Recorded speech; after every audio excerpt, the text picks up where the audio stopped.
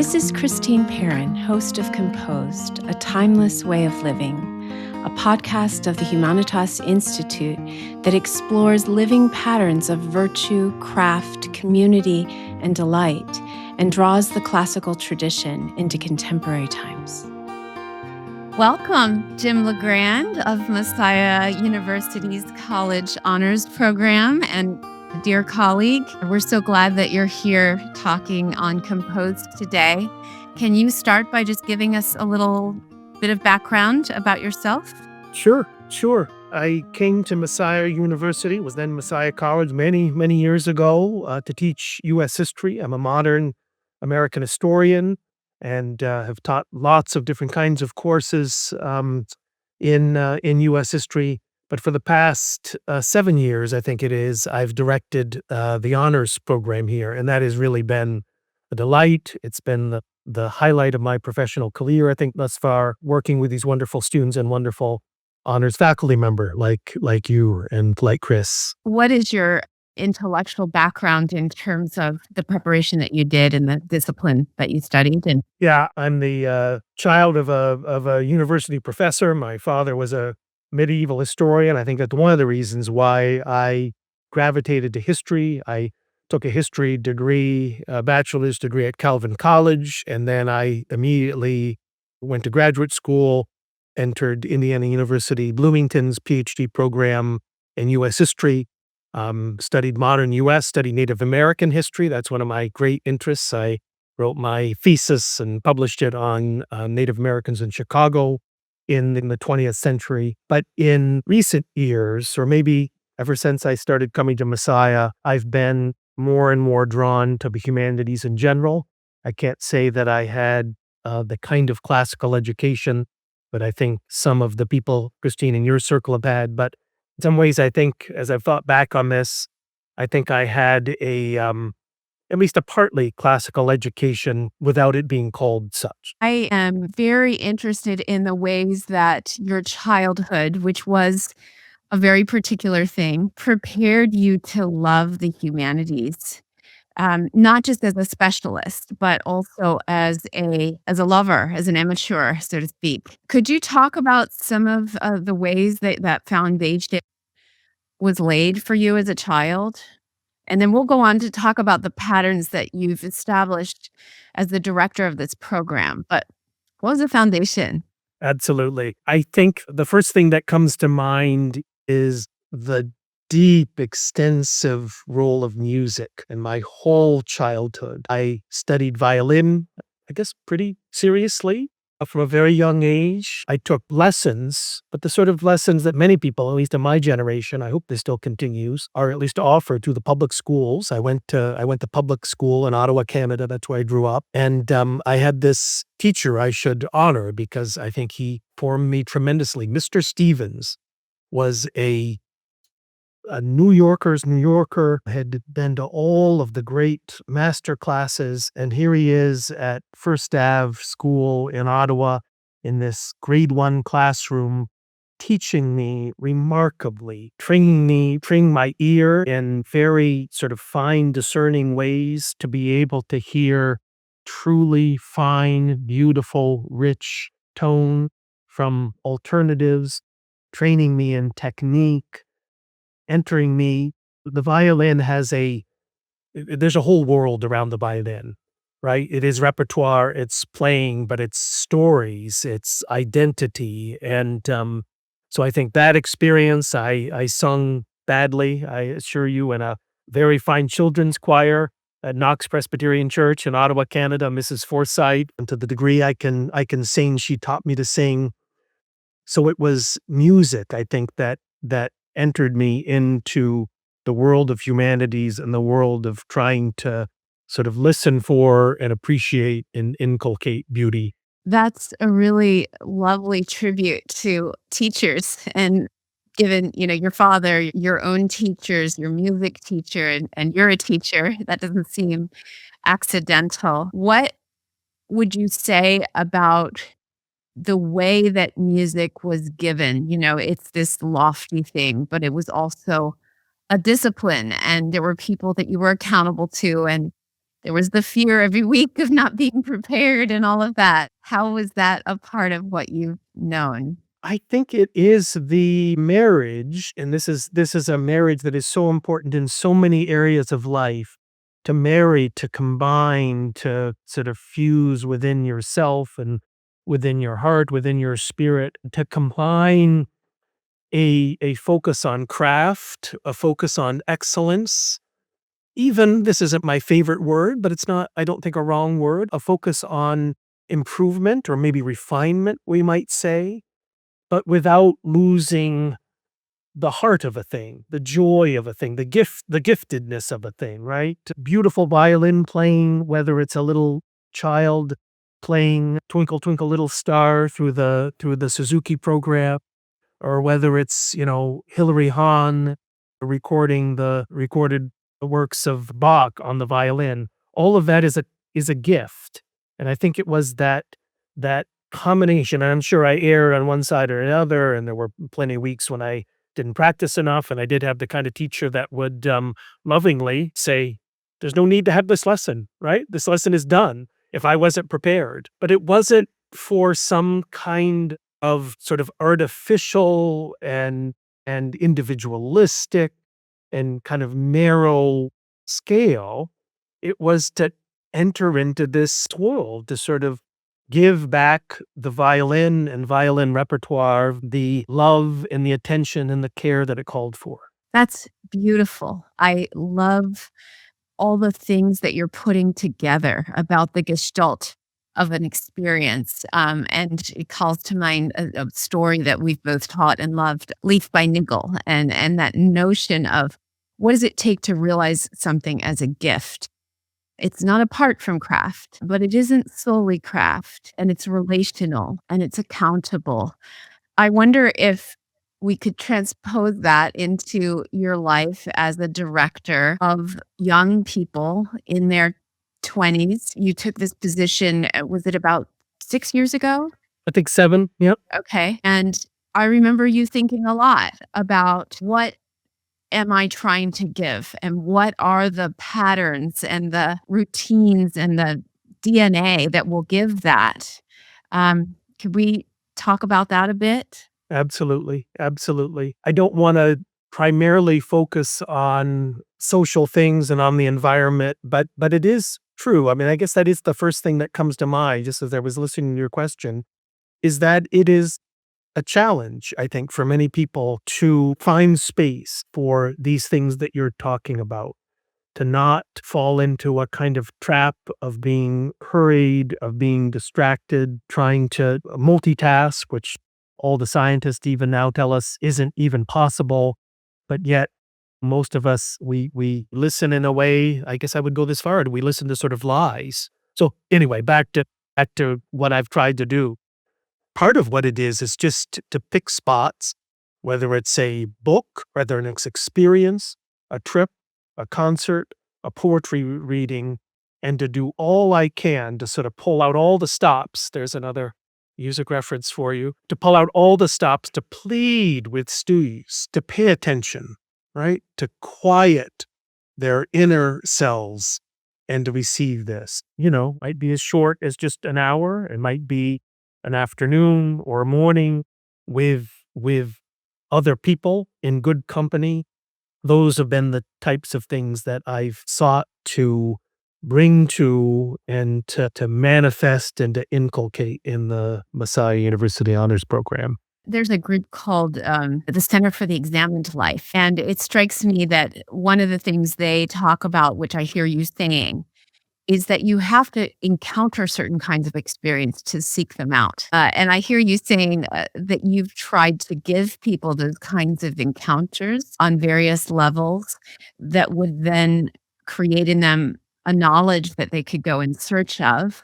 I know that one of the practical ways you've done that is to require certain events where the 400 students or so have to choose a certain number of events each semester to be present with each other and with some guide to have this kind of encounter. I wonder what role you would say your own curiosity and that of other faculty members has you've tried to give them a taste of that as well and tried to kind of invite them into something that you've experienced in your own life of the mind and relational life? That's a great, interesting question. One of the things that comes to mind, Christine, is our Book of the Year program. That's what we call it in the honors program, where first year students read either this year it's Augustine's Confessions.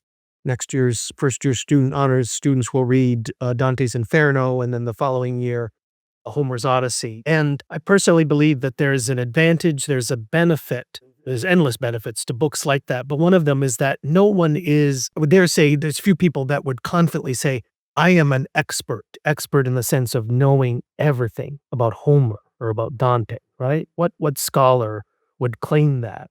I think when there are texts, when there are bodies of knowledge, when there are subjects, and I'll use that term sort of broadly, that are endless in some ways, there's a benefit there, because even the guide is not the guide in a sort of a mechanical sense and a judging sense. Why haven't you gotten to the end? Because I haven't gotten to the end of drawing what I might from these wonderful authors and these wonderful books. But in the honors program, one of my favorite weeks is seminar week, where every group of first year students attends a small group seminar on just a chunk of one of our book of the year that year.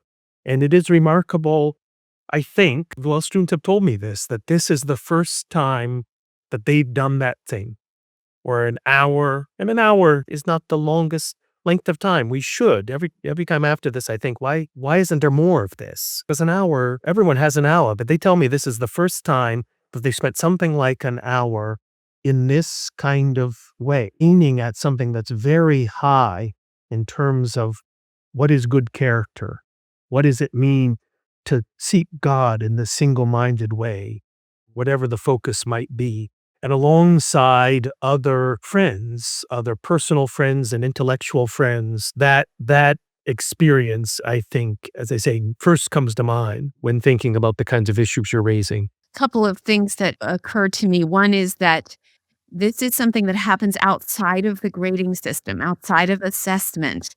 They have to do it, and they're held accountable to it, but they're not graded for it, and they are invited into relationship in association with it, both with you or with whoever is guiding their group, but also with each other.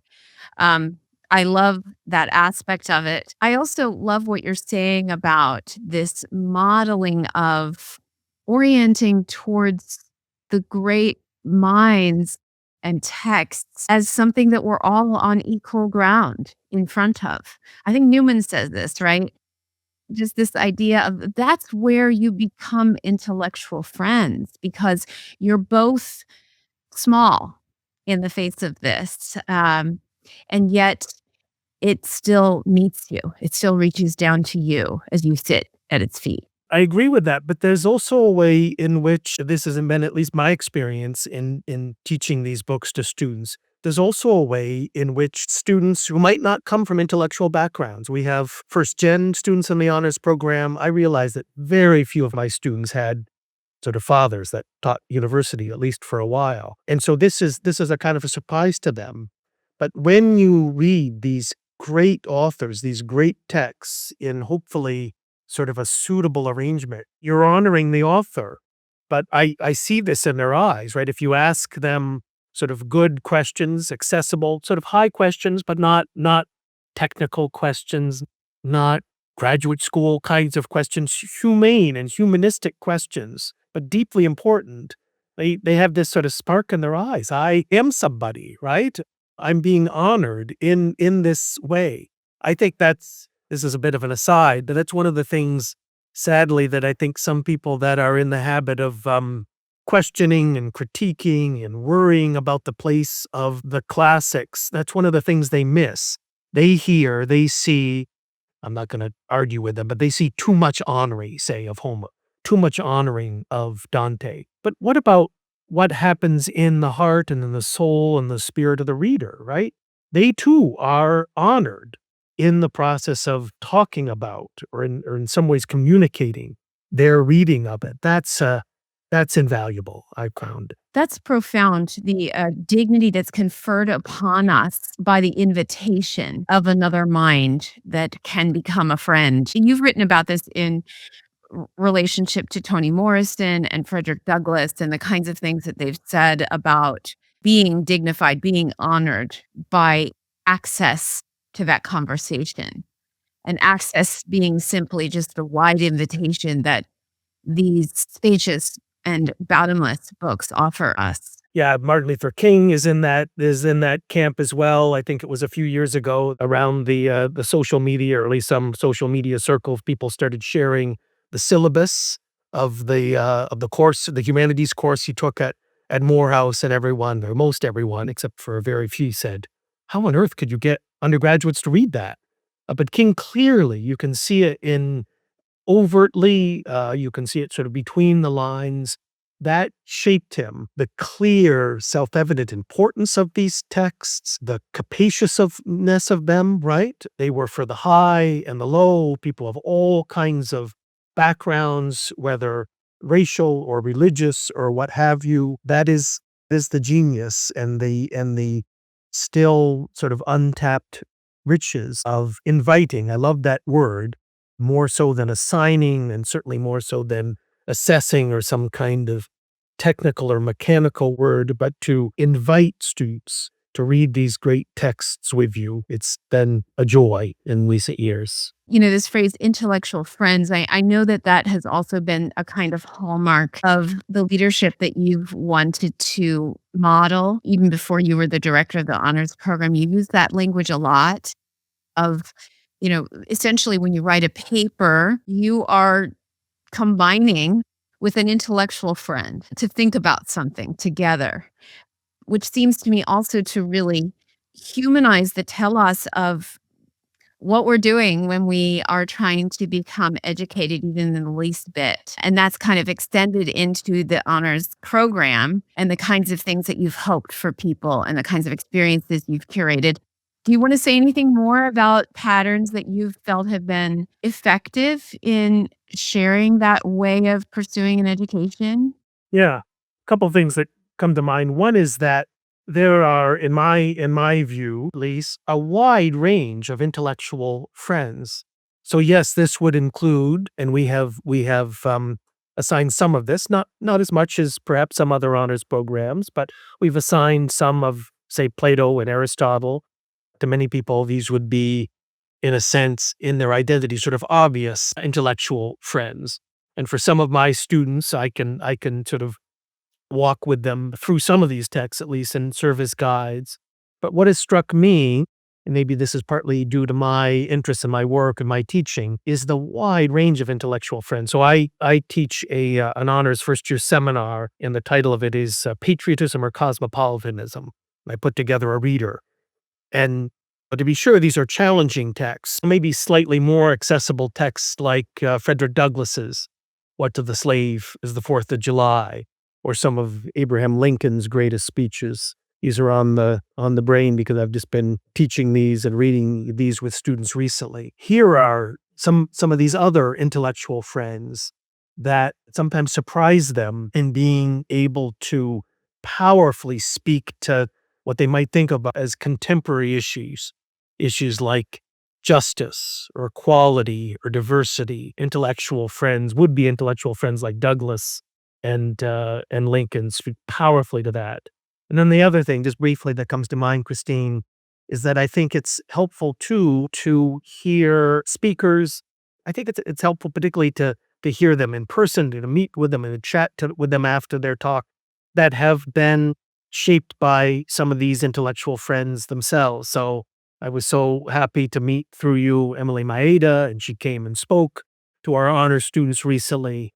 And in the aftermath of her talk, I chatted with several honor students who were struck by and encouraged by, and I pray changed in some way by hearing and seeing and pondering the intellectual friends that Emily had made and what she had done with them in her own being. You're calling to mind so many things. One is Danielle Bennett Duke's visit years even before that, and I worked with an honors student on her senior thesis this year that recalled Danielle Bennett Duke's, dug up that talk about why I teach my children Homer and the Golden Thread, and found that to be incredibly useful. So I hear what you're saying is that there's an almost genealogical relationship among the living and the dead, where we share our friends with each other. And it becomes one,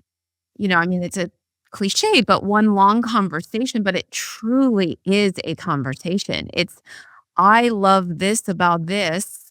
What do you love? Come talk to us. Come enter into that. And I'm curious about, I think this has been a huge part of colleagues, something that we've shared as faculty in the honors program, something that John Sr. calls the faculty of friends, which is a sort of invitation into a friendship that exists, whether it's between two teachers or between a teacher and a writer that has been long loved. Can you comment on what you've observed in that respect? Yeah, absolutely. I think one of the reasons why sometimes students are surprised to see this, I can think of several examples of students that as they got to know you or me or both of us more closely, they were a bit surprised to know that we're deep friends, right? Very close friends.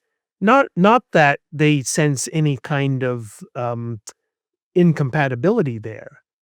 But I do think that, sadly, deep friendship does surprise people in this day and age.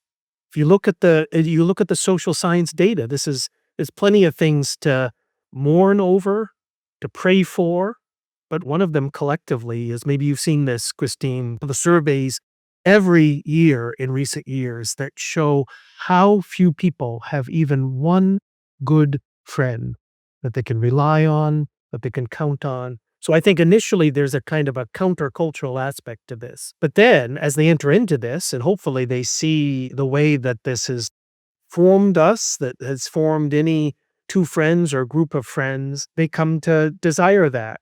And I think one of the things that appeals there is the way in which two different things that some people might think of as separate. I think sadly, some parts of higher education in recent years have almost suggested these things are separate. The world of the mind, the world of the intellect, the work you do, the performance, the things that can be assessed, and then recreation or playing or free time. And I think many people, I at least would say that one of the sort of key elements of the good life is when these things can be conjoined, can be married together. I'm thinking of walks. We have this beautiful nature trail on our campus, and the walks, some of us, are these deep friends that have emerged at Messiah and within Messiah University's honors program have developed. Or meals, or tea time, or these kinds of things where the physical and the social and the interpersonal is combined with, it's fused with, it's married to the world of even the intellect and the world of the spirit. That is lots of pretenders, I think, lots of counterfeit holistic education. But this thing we're talking about here, that's the real McCord. That's true holistic education. And it takes time, and it takes scale, and it takes some self-forgetfulness about ambition, right? You spend, 4 hours on a field trip to Gettysburg, or do you work on your book? I'm thinking too that of late, one of the things I've noticed is that instead of just having events where you had speakers, you had the event, and then you invited the faculty of friends to the common room to talk about the event with tea, and invited students into that conversation. And so there's this layering of that I think has just become part of the DNA of the program, and it's an unofficial litmus test. If you like this, you should probably be a part of this program. If you don't wanna be a part of it. We do have the name or the language or program in this thing that I direct, but I far prefer the language of trying to build and to create and to feed and to protect and to grow a culture. That's really what I'm most about in my work. In my mind, that's more suitable, it's more central to my anthropology, my Christian anthropology, my understanding of what a person is and what a person is called to be. And those are the kinds of things that I look for and I try to now you're having me check my words, Christine. I was gonna say plan, but even that can be kind of a cold word. I try to put these in front of students, right? I try to offer these to students. When Hans Boersma came here a few years ago, I think this is a great example. So we put all sorts of things on his itinerary, and he just said, yes, yes, yes. But he gave this sort of brilliant, heady talk. He also gave one of the finest chapel presentations I've ever heard. I still go back and listen to that. But we also went to a local Orthodox church, and some folks worshiped there, and others came afterwards as he read the icons for us. For some people, this is sort of introducing them to a new way of reading scripture, of encountering scripture. There happened to be providentially, I think, was it a Slavic meal? I can't remember the ethnicity, but they had food. And so we sat on the grass and ate and talked. And to me, that's a little picture of heaven and also a picture of what a true education should be. That's beautiful. It is one of those memories that lives on as a place where heaven and earth met, and where you realize so often in life we realize what isn't possible. And in those moments, we realize what is possible and that we are eating of the bread of heaven. That is standing in my mind as very memorable, life-giving. I am also thinking about our trip to Gettysburg, where we went with students to the battlefields, and on the battlefields, we read certain American documents aloud together. Can you talk about that a little bit and what we learned from that? And I would say what we learned, not what we taught even. Well, I think as a proper fit for purpose academic or intellectual exercise, there was no one agenda, right? It is broad, but I'll speak to what I tried to bring to this and what has been on my mind a lot recently, and I'd be interested to hear how your thoughts relate. But we live in a time when, for good reason, what I would call civic piety, a relationship of some kind of affection that's married to dedication, that's married to a sense of duty for one's nation, whatever one's nation is. This is what I teach or focus on in my first year seminar. We live in a time when that's very much in question, when that's vexed, when that has lots of different voices here. I personally think that civic piety has a place in a well-formed person, in a well-formed nation or state or collective or whatever the unit of polity is. And I think that the exemplar of that is Abraham Lincoln, right? The thoughtfulness, the ethos that he brings to every sentence almost that he wrote, that he spoke. Um, that's what I was thinking about. I remember when we were driving in these vans down to Gettysburg as we were walking there that day, as I can't remember if I was the one or if we had a student read the Gettysburg Address at the very spot that Lincoln was. That was for me at least, that made the hairs on the back of my neck stand up. It was a thrilling kind of moment because of the civic seriousness and civic weightiness of it.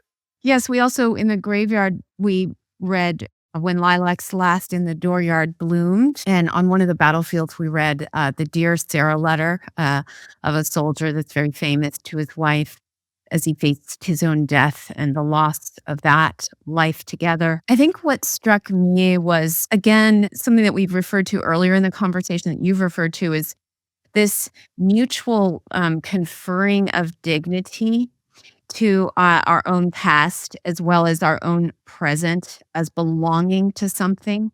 You know, we're not just deracinated. Um, uprooted like great trees that have no place to receive their nutrients, but we have a soil, we belong to that soil. I also was struck as a poet, in my 50s. Goodness, we need songs to remind us of who we are together. And since then, I feel it's only more necessary that we find a way to do this in the multivalent layeredness that you're describing of friendships, place. It seems like many are aware that depending on who you talk to, we've ceded our lives and our minds to the machine, and we've lost cohesiveness as a people. And, what are the things that plant us in the soil again? That was one of those moments for me that helped. I mean, I think one of the things we're talking about here is what is it to be fully human? That is a lifelong task, right? That is something that I try when there are opportunities to put that question before students, sometimes explicitly, sometimes implicitly, but also to put before them texts, but also songs, right? To do this in a varied way, because I think certainly much of this I've received from you, Christine, but poets and poems, songs and songwriters have much to teach us here. One other thing, just to sort of add on to what we've been talking about here, any sort of thoughtful, well developed person, man or woman, is called to think about is where they came from. What kinds of commitments and sacrifices brought them to be, formed them. We're not sort of dropped from the sky. So that kind of historical, you would expect me to sort of appreciate a historical dimension. But of course, you mentioned that we were one of the places, quite rightly, where we spent some time, some quiet time, you might say, in Gettysburg, was in a cemetery to be reminded of the finitude of life. The limits of life is, again, something that distraction and all sorts of noise in this world can distract us from. In some cases, I think it just sort of says, well, don't think about that. In other cases, there are voices today that more explicitly say that's not real, right? You can be immortal, right? There's projects to try to make human beings immortal if they have enough money. I would say in every respect, and I say this partly because I'm thinking of the sort of wise people that I've read, that I've met, that I've received, that's a kind of dead end in every respect.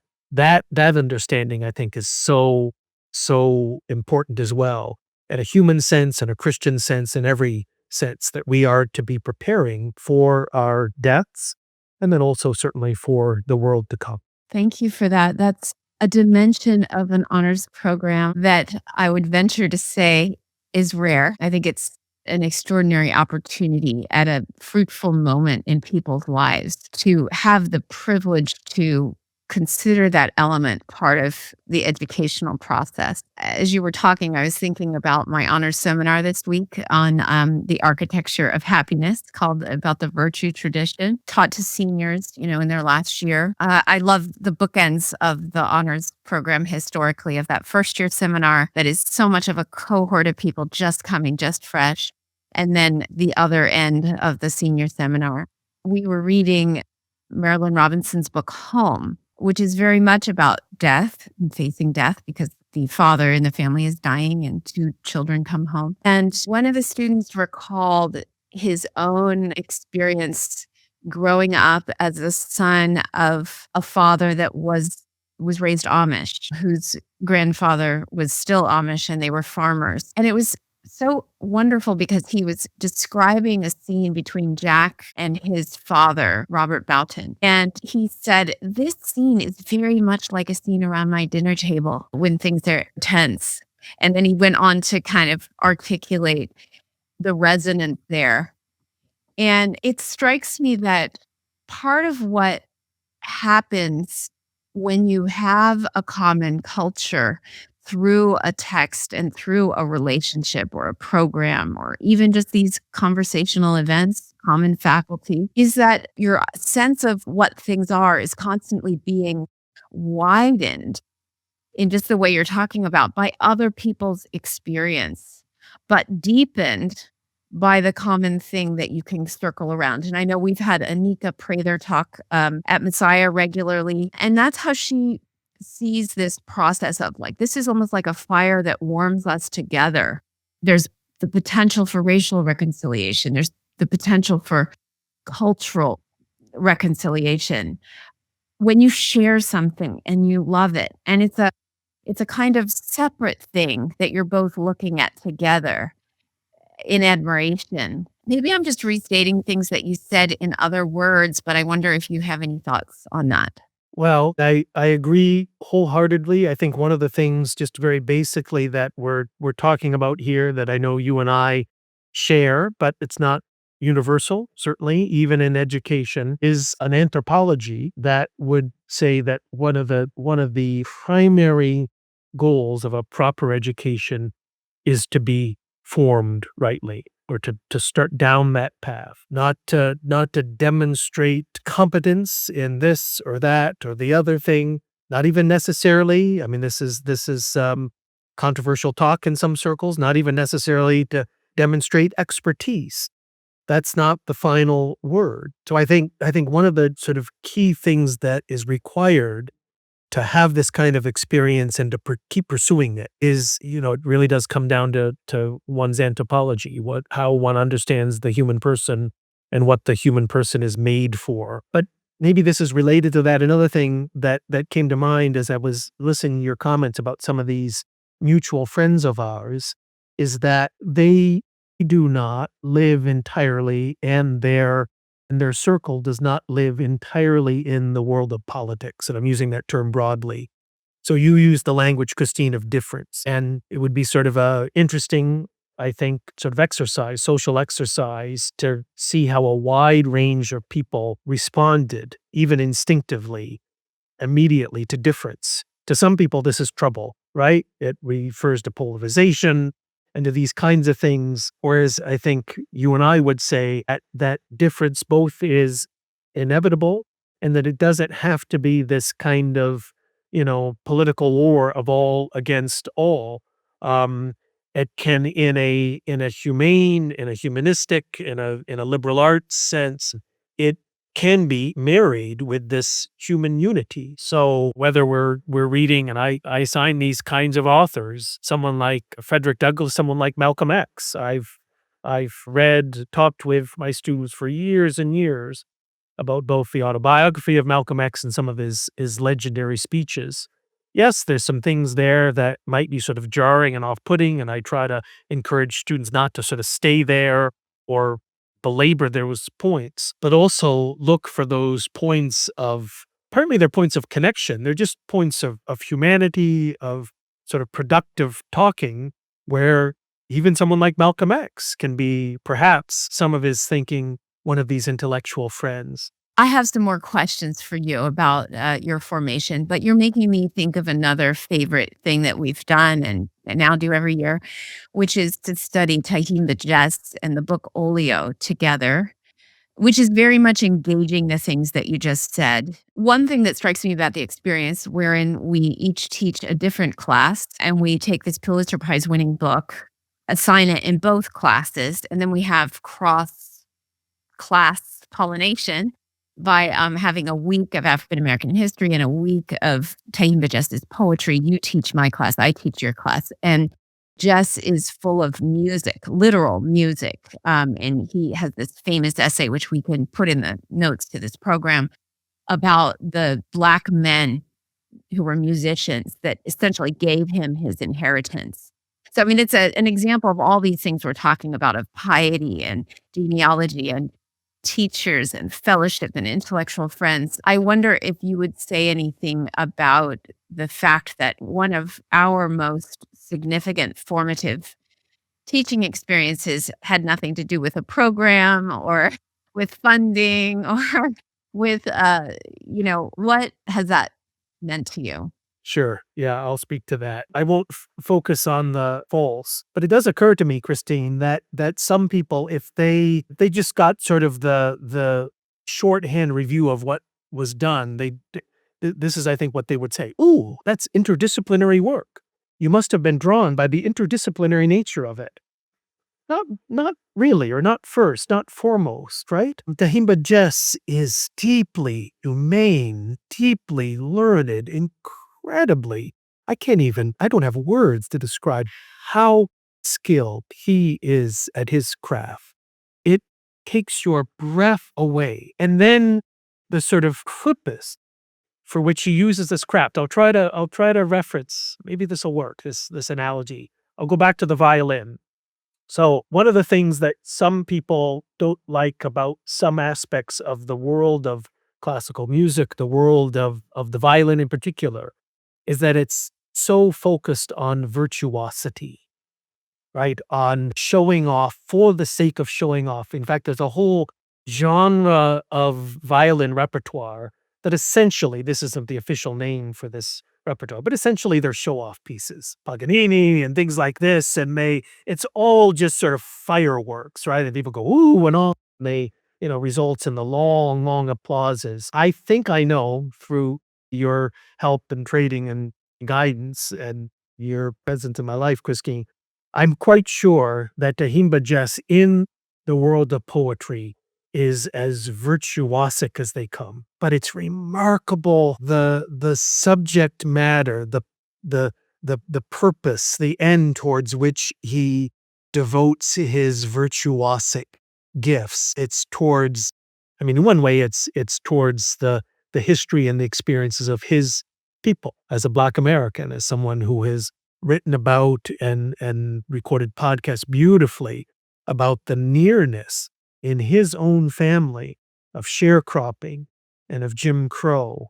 The way that he brings beauty and craft and talent to stories of pain and suffering and challenge. Again, for me at least, words don't suffice. I almost hesitate to say this, but because these categories are too flat. But in some ways, what's remarkable about his work is the way in which both true pain and injustice and suffering are married with human resilience and human agency and the power of tradition and the power of kinship and family and the seeking towards the good. It is, yeah, that experience has been one of my favorite things I've done here, is when we have all of our stews collectively read and talk about and reflect on Tyehimba Jess's poetry. It strikes me, your opening comments, I love what you're saying. I love your love of him, and I feel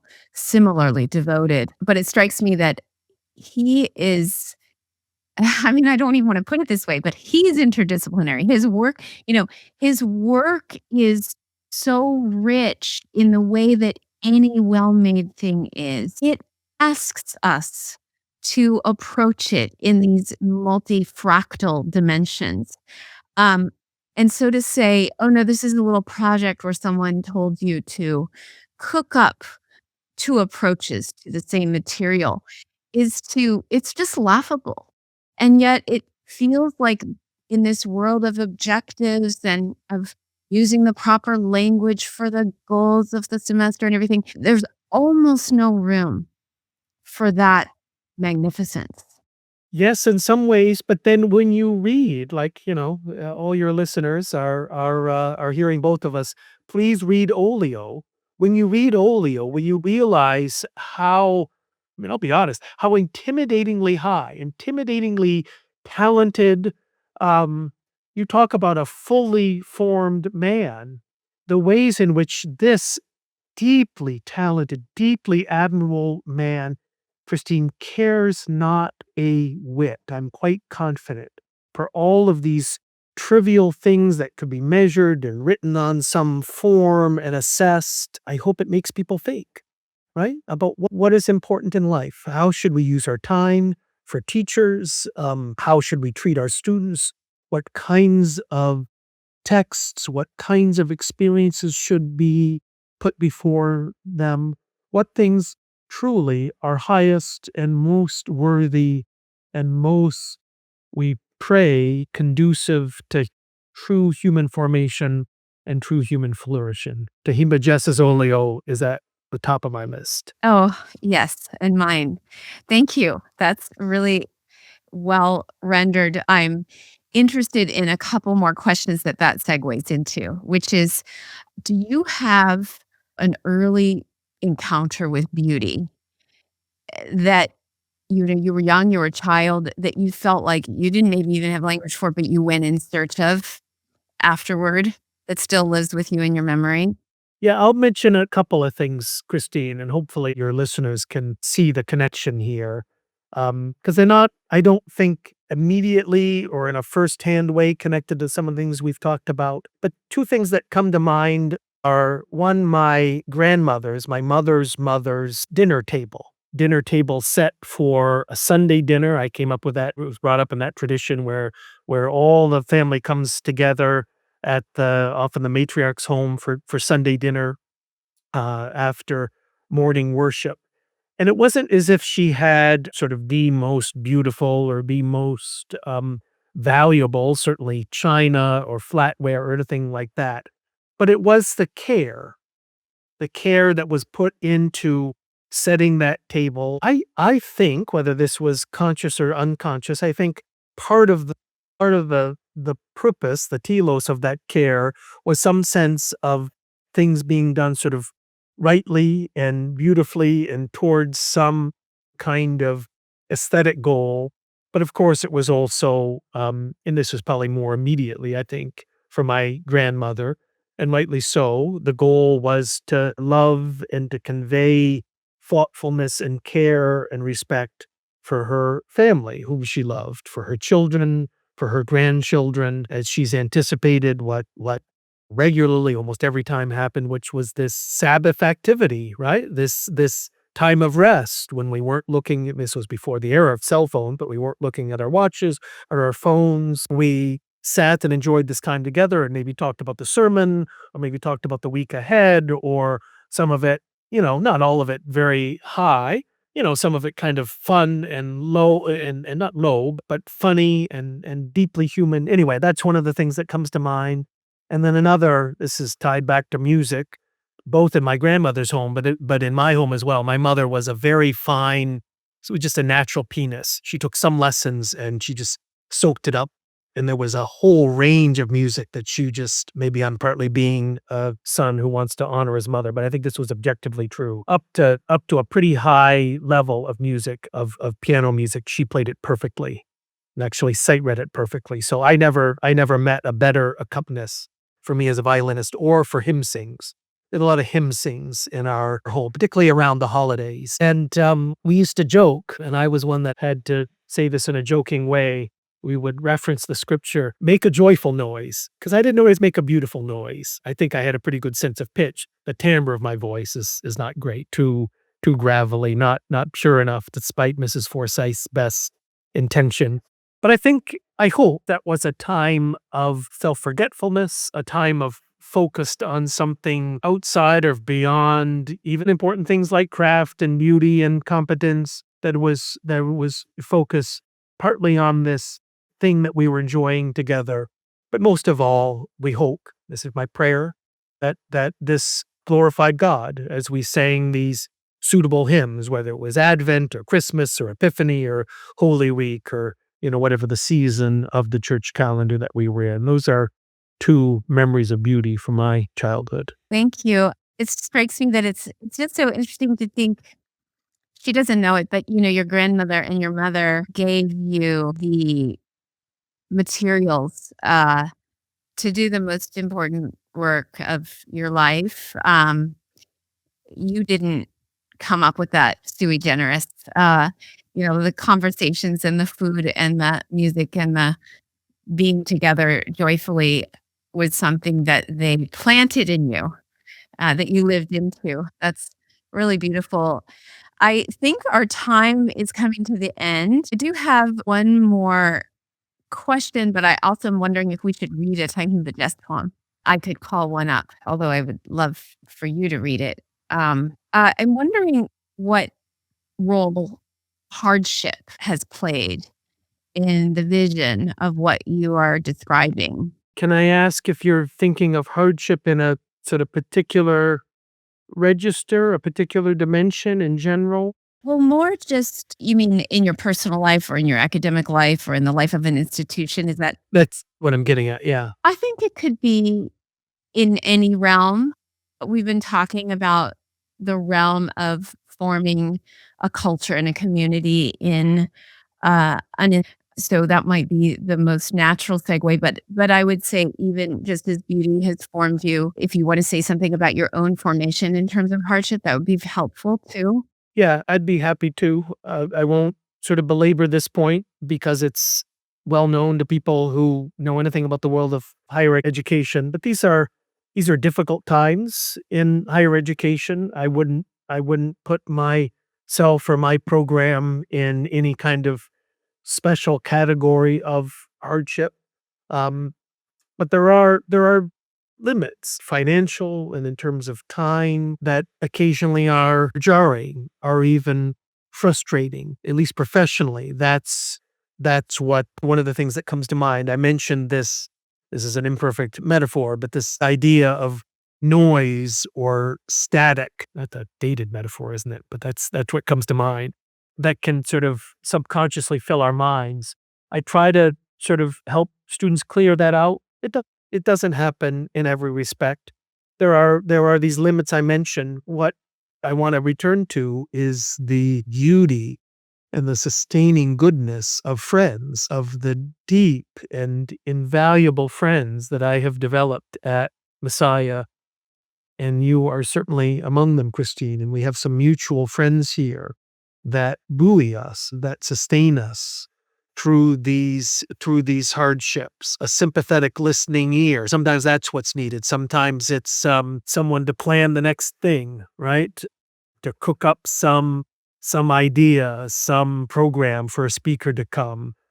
So I certainly would not want to end with hardship because, even in this world, I'm trying to do all I can with other people and with the gifts that God has given me to at least in part make all things new or some of the things new within the Messiah University Honors Program. Thank you. That's a really helpful answer. I think, I don't have a way for you to read this poem, so I'll read it Okay. in tribute to Tyehimba Jess and even to Walt Whitman and the Gettysburg pilgrimage that we took. Fisk Jubilee Proclamation.